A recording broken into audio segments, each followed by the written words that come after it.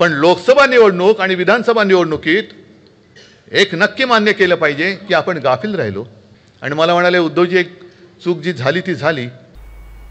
राज्यामध्ये 2024 मध्ये लोकसभा निवडणुका पार पडल्या, त्यानंतर विधानसभा निवडणुका पार पडल्या। लोकसभेला महाविकास आघाडीचा मोठा फायदा झाला, म्हणजे त्यांच्या चांगल्या जास्त जागा निवडून आल्या, पण मात्र महायुतीला जोरदार फटका लोकसभा निवडणुकीमध्ये बसलेला होता।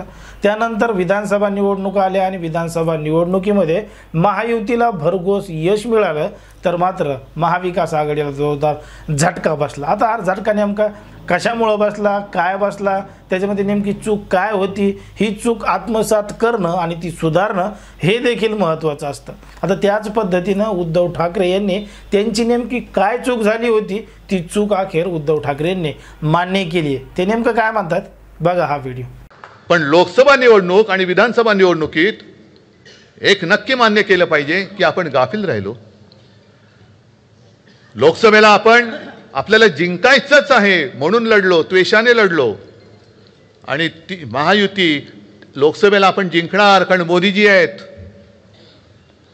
लोकसभेनंतर विधानसभा आली, मधल्या काळात हे सगळे घुसवाघुसवीचे प्रकार झाले मतदारांचे। आपण ज्या मानसिकतेत होतो की आम्हाला जिंकायचंच आहे, त्या मानसिकतेत महायुती होती आणि आम्ही जिंकलो आहोत। अगदी आपले मित्रपक्ष सुद्धा जॅकेट बिकेट शिवून तयार होते की बस आता जिंकलोच आणि मी घोड्यावर बसणार, जाणार विधानसभेत। म्हणजे त्या निकालानंतर मला काही जणांनी जे सांगितलं, काँग्रेसवाले आले, राष्ट्रवादीवाले काही आले आणि मला म्हणाले उद्धवजी एक चूक जी झाली ती झाली, ते नाव जाहीर करायचं वगैरे म्हटलं ते सोडून द्या, त्याचा आता इतिहास झाला। पण त्यांनी सांगितलं ते फार महत्त्वाचं होतं की विधानसभे निवडणुकीमध्ये आपण केलेलं काम आपल्या ह्या जागेच्या साठमारीमध्ये आपणच मारून टाकलं। ऐकलं उद्धव ठाकरे काय म्हणतात।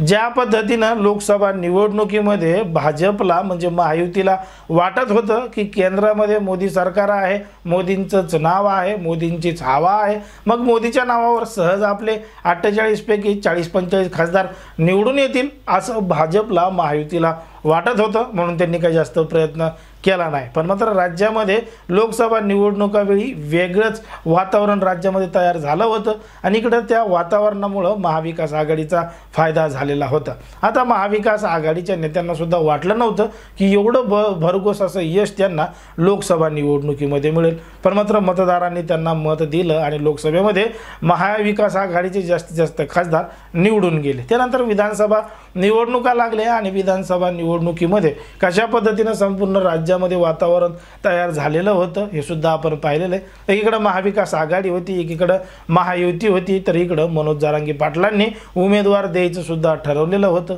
आता ऐन वेळेला उमेदवार न दिल्यामुळं नेमकं मतदारांनी मतदान कोणाला करायचं हाच मोठा प्रश्न जनतेसमोर पडलेला होता। मग अखेर लोकांनी महायुतीलाच भरघोस मतदान दिलं आणि महायुती निवडून आली। पण मात्र ज्या पद्धतीनं उद्धव ठाकरे यांनी त्यांची चूक मान्य केली आहे की ते सुद्धा भ्रमात राहिले होते, ज्या पद्धतीनं लोकसभा निवडणुकीमध्ये आपले जास्त खासदार निवडून आले त्याच पद्धतीनं विधानसभेला सुद्धा येतील अशा भ्रमात महाविकास आघाडीचे नेते होते। त्याच्यामध्ये स्वतः उद्धव ठाकरे हे सुद्धा होते, काहींनी तर सूटबूट तयार करून सुद्धा ठेवले होते आणि घोड्यावर बसून थेट विधानसभेमध्ये जायचं होतं असं सुद्धा काही जणांनी ठरवलेलं होतं, असं सुद्धा उद्धव ठाकरेंनी सांगितलेलं आहे। पण मात्र ज्या पद्धतीनं महाविकास आघाडीच्या नेत्यांनी संभ्रमात राहून कुठलीही तयारी केली नाही, ते सगळे लोकसभेसारखंच आपणच निवडून येतील त्या मुद्द्यावरती जास्त काही बोलले नाही। म्हणजे राज्यामध्ये मराठा आरक्षणाचा मुद्दा होता, एकीकडं भाजप महायुती सांगत होती की आम्ही आरक्षणाच्या बाजूने आहोत, आम्ही आरक्षण देणार आहोत, तर मात्र महाविकास आघाडीचे कोणतेही नेते ठामपणानं खंबीरपणानं सांगत नव्हते की आम्ही मराठा आरक्षणाला आमचा पाठिंबा आहे तर आहे, तो ओबीसी मधूनच आहे